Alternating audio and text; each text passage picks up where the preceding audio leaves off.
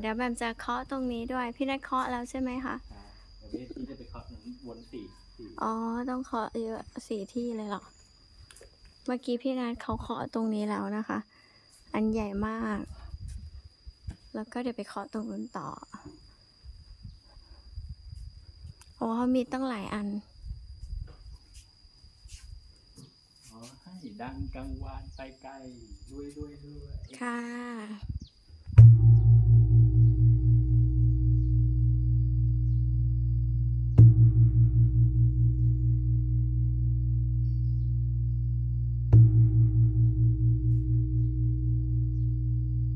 ตรงนี้อีก